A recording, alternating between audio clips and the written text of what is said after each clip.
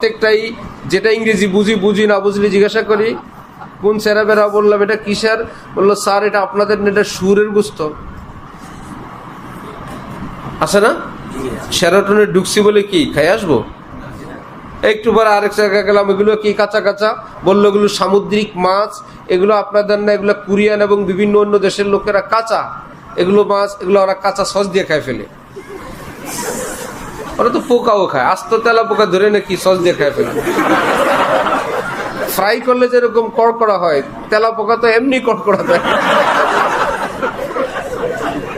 হ্যাঁ, এরা মনে করে যাক কুদরতি ভাবে ফ্রাই করা আছে, খাও। ওটা কি আমাদের না তাদের? বাজারে থাকলেই খাওয়া লাগবে, যাকটা তুমি খাও। রোজার দিনে কি খাবার পৃথিবীতে থাকে না, হাতের কাছে থাকে না? রোজাদার খায় না কেন? আমি রোজাদার, আমি খাবো না।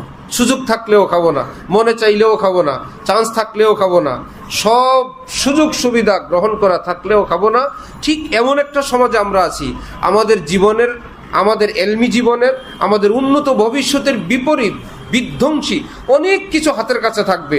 আমি তো ভাই না, জব नहीं हो किसी का तो क्यों हो किसी का, আমি তো তোমাদের কারো না ভাই, उन्हीं का हुआ जा रहा हो, सारा जहां खिलाफ हो परवाह न चाहिए, मद्दे नजर तो मर्जिए जाना ना चाहिए।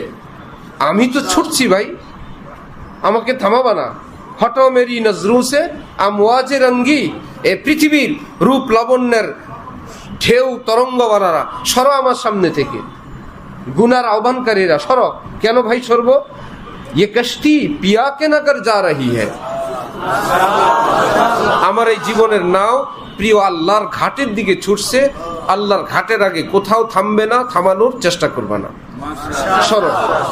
এইরকম এক প্রচন্ড হিম্মত মনে প্রাণে যখন করবা, তাহলে এই ঝড় ঝাপটা, এই নষ্ট পরিবেশের উপর দিয়ে তোমাকে আমাকে মঞ্জিলে যাওয়া লাগবে। চেষ্টা করবো ইনশাআল্লাহ। আল্লাহর কসম, কোরআন শরীফ আল্লাহ পাক বলছেন, ওয়াল্লাযীনা জাহাদু ফীনা, আমার ঘাটে যদি কেউ আসার জন্য রওনা করে, আপ্রাণ চেষ্টা শুরু করে, আমি ওয়াদা করলাম লানাহদিয়ান্নাহুম সুবুলানা, আমি তাকে আমার ঘাটে নিয়ে আসবো।